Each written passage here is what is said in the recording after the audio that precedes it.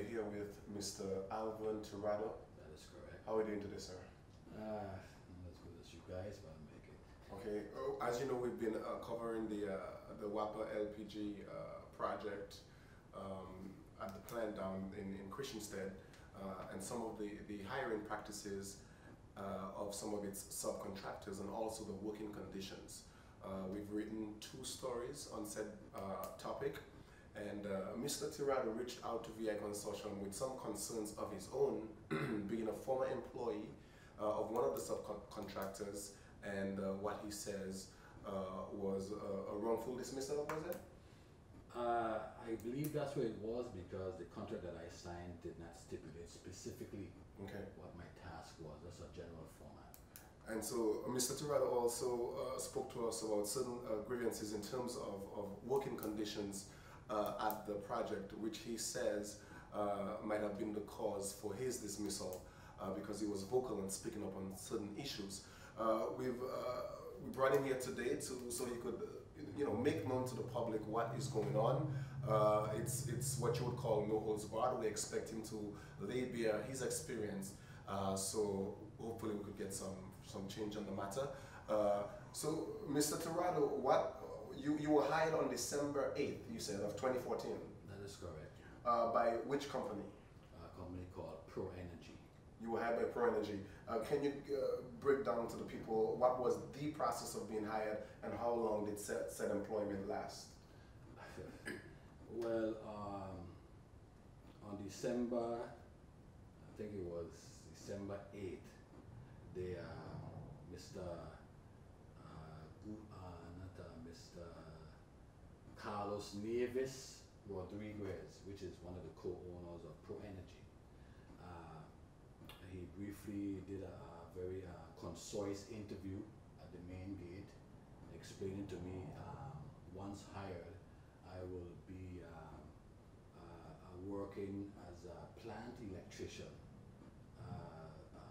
trying to follow through and complete all the terminations of the LPG system tying into the existing WAPA system. I was not specifically told by Mr. Carlos Rodriguez that I will be specially assigned to one of GE engineers. His name is Mr. Mohammed, and they did assign me to him when he told me to meet Mr. Carlos Rodriguez. Told me to meet a Mr. Benjamin, who is his field supervisor. Apparently, he couldn't even speak English that well either. And communication is a great problem with these companies that are coming in to work for WAPA on this LPG project. I was kind of reluctant to go and work for this company, knowing the history that was going on with Vital hiring practices. So, but because, like everybody else, we have bills to pay, and children to feed, so I went ahead and I accepted the agreement based on the interview. Now, when I went in and I met one of the supervisor, Louis, who speaks English very well, and also speaks Spanish very well. And apparently it seemed like GE is the one that actually looked like they're the one that actually hired Pro Energy through Vital contract that they won, because I think it's a GE project as well too. Okay. And I met with Mr. Lewis. He explained to me almost the same thing that Mr. Carlos Nieves explained to me, what I'll be doing. And then out of the blue, they assigned me to Mr. Mohammed, the GE General Electric engineer, who speaks English only. And apparently he had a lot of communication, so he probably put his foot down and request that somebody come and work with him that speaks English. So we were working together, and actually what we was doing the migration termination. Okay, so you said that you got employed on December 8th, 2014. That is correct. In your correspondence with us, you also mentioned that you were sort of vocal in some of the things that you saw happening at the project. That is correct. Can you make known some of the issues that you were vocal about? Well, according to Article 300 of the National Electrical Code, which specifically explains to you how to do your wiring system. And for some reason, I noticed that the existing installation of these conduits, they were 2-inch rigid, and they were using the same specific size fittings to install these 2-inch conduits. And the amount of wires that they were putting in these 2-inch conduits does not comply with code requirements, because the amount of wires that they use had over exceed the capacity ratio of the 2-inch. Now, and on top of that, they installed conduits with medium voltage feeds along with low voltage. What are the dangers of that? You could cause a serious heating after you apply load to these existing conductors. Now, I'm going to try to go a little bit off in a tangent, and I can't help myself because I got to explain the science.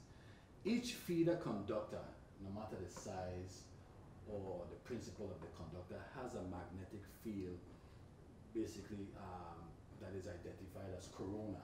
Mm-hmm. It's a field around the wire that is like a heat. It emanates the heat, but it's identified as corona. No matter what kind of voltage is there, there is a form of corona, whether minimal or maximum. And over a period of years, once you put these conductors in one conduit, it creates like a magnetic extortion, which actually cause heat, which actually cause the breakdown of the insulation. That's why the code specifically identified that you cannot do that. And they violate the code by doing that. And so you spoke up?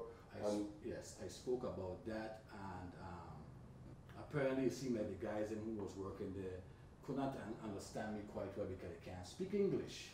You, in your correspondence again, you made mention of, you said that you probably spoke to the secretary and you said you thought you were working in Puerto Rico. That's what you said? Yeah, when I went there to work, I thought I was actually working in Puerto Rico. Why is that? The amount of people from Puerto Rico that was working there, I said to myself, but wait, why? Because I have worked with a lot of professionals in Provenza. I've been in there for 15 years. I've worked with a lot of guys, both masons, pipe fitters, millwrights, that could practically do the entire facility with their eyes closed. And we're still here, but nobody's giving us a job. And that kind of confused me in so many ways. And so, moving along, on December 20th, you said you received a correspondence via text message? Yes, by the same individual, Mr. Carlos Nieves. What did the text message say? Briefly, it's telling me that my job assignment with GE, the migration termination was finished, so they don't need me to come and pick up my tools. I said, well, that just don't make any sense. So I text him back. That's 12 days later. Yes, so I text him back. This was on a Saturday evening. I text him back and I asked him, I don't understand what this text means, because you interviewed me and you specifically told me that I am going to be working in the capacity of a plant electrician, helping them to run conduits, completing all the terminations during the duration of the project. This is what you explained to me. I don't understand, and he never responded. As a matter of fact, he was totally oblivious. He didn't even care to respond in any way, you know. And you sent him a text message? I sent him a text message asking him the question. Did you try calling him? I tried calling, but he never picked up the phone. So when I managed to get in Wapa to pick up my gang bags, that's my toolbox, a lot of the guys, I want to make this clear. It has nothing to do with the Puerto Rican people, because I'm 3/4 Puerto Rican, okay? And they're just trying to survive like everybody else, which I understand completely. I blame this whole situation and basically WAPO officials and our elected officials for not doing what we vote them to do to protect the people of the Virgin Islands.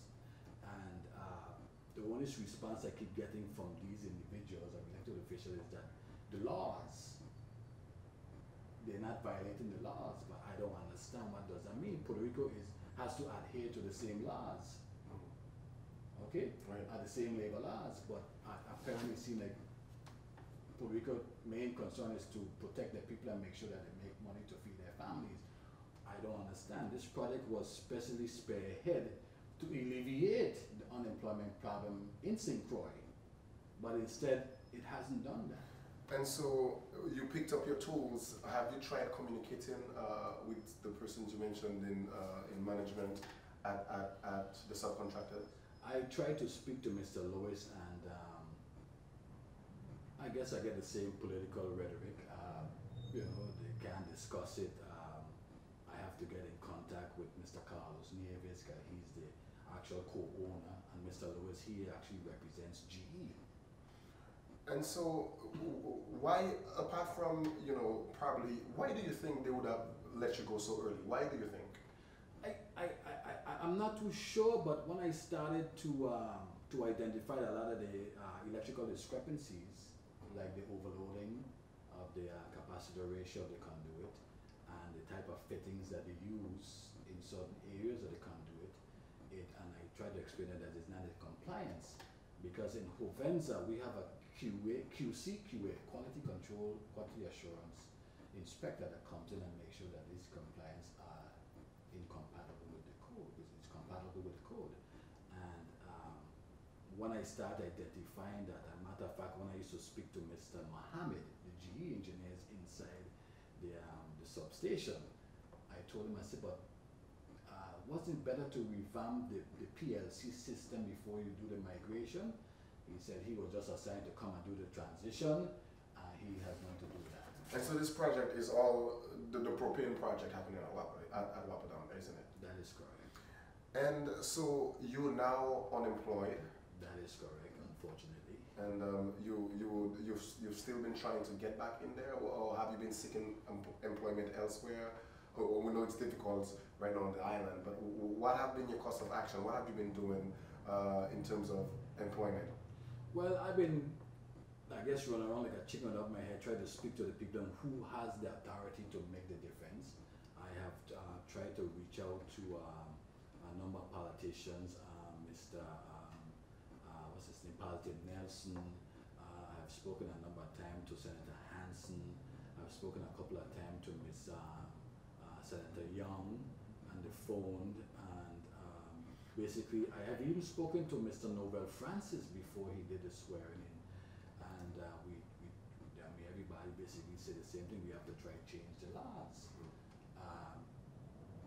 I don't really understand, because the procedures state that WAPA was supposed to be working hand in hand with labor, identifying these positions that should be filled.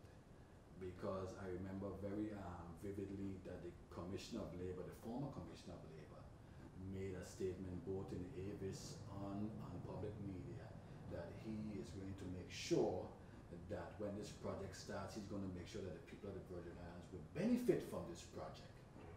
And it has not been done. There's a contract, again, you in your correspondence, there was a contract that you signed. Which company made you sign said contract? Pro Energy. If you didn't sign this contract, you would not be employed.